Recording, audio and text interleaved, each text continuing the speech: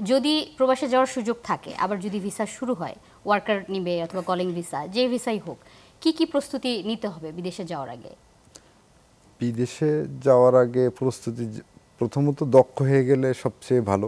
কি কি দক্ষতা প্রয়োজন, স্কিল কি কি শিখতে হবে যাওয়ার আগে? মালয়েশিয়াতে আপনার গার্মেন্টস শ্রমিক চলে, তারপরে আপনার হচ্ছে কনস্ট্রাকশন, বিভিন্ন ওয়ার্কশপের কাজ, তারপরে রেস্টুরেন্টের শেফ, রেস্টুরেন্টের কাজ জানা লোক, তারপরে সেলুনের কাজ জানা লোক, এই ধরনের সব ধরনের কাজ এইভাবেই তো শ্রমিক নেই। এগুলো দক্ষ যে মানে প্রবাসে যেতে চায়, দক্ষ হয়ে গেলে দ্রুত তার যে আশা থাকে যে আমি মান্থলি এত টাকা স্যালারি তুলবো, তখন সে ভালোভাবে কোম্পানিকে দেখাই। মালয়েশিয়ায় 6 মাস পর পর যদি আপনার একটা শ্রমিকের বেতন অল্প হলেও বাড়ে, তো দক্ষ শ্রমিকের দ্রুত বাড়ে। দক্ষ হয়ে গেলেই আপনার স্কিল ডেভেলপমেন্ট করতে হবে, আগে শিখতে হবে। জি, শিখতে হবে। এবং আরেকটা আমাদের দেশে বড় সমস্যা, আমাদের দেশের যেভাবে আমরা চলি, আসলে অন্য কোথাও এভাবে তো চলা যায় না। তাদের কিছু নির্দিষ্ট নিয়ম কানুন মেনে চলা, যে জিনিসটা, এটা যাওয়ার আগে শিখে যাওয়াটা উচিত।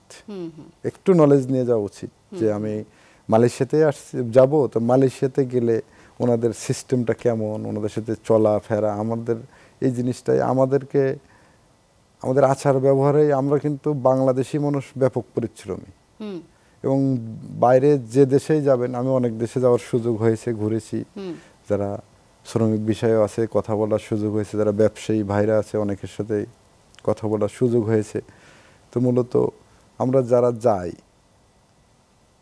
আমাদের নিয়ম কানুনগুলো একটু বাইরে যাওয়ার আগে শিখে যাওয়া উচিত। আচ্ছা, অনেক সময় আছে যে মালয়েশিয়াতে সবাই ম্যাক্সিমাম ইংলিশ বলে, তো মালয়েশিয়াতে যদি কেউ যেতে চায়, তাহলে কি মালয় ভাষা শেখার কোনো প্রয়োজনীয়তা আছে কিনা? মালয়েশিয়াতে সবাই ইংলিশ পারে না। ওকে। এখানে মালয়েশিয়ায় যদি আমি আসলে যেতে চাই, তাহলে আমার মালয়েশিয়ান ভাষা বেসিকটা শিখে যাওয়া উচিত।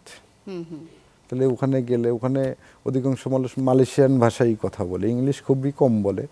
যারা শিক্ষিত মানুষ, তারাই সীমিত মানুষই এই ইংলিশ বলে, আর বাকি যারা কাজের মানে কর্মস্থানে সবাই মালয় ভাষাই বেশি বলে। তাহলে অ্যাডভান্টেজ আছে, ভাষা কিছুটা বেসিক শিখে গেলে, ভাষার নলেজ থাকলে এটা উপকারে দিবে।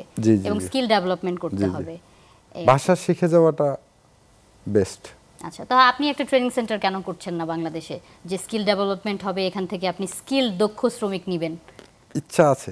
ইচ্ছা আছে, এই তো আমি জিজ্ঞেস করলাম আপনাকে, আপনার ইচ্ছার কথা আপনি বলছেন না, তো আপনি না বললে আমরা জানবো কিভাবে? স্বপ্ন দেখান, আমরা স্বপ্ন দেখি। ইচ্ছা আছে এরকম ধরনের কিছু করার, ট্রেনিং সেন্টার খোলা, শুধু মালয়েশিয়া না, যেহেতু আমি এই সেক্টরে কাজ করি, তো দু একটা দেশের আরো সাথে মিলে একটা ট্রেনিং সেন্টার করার ইচ্ছা আছে।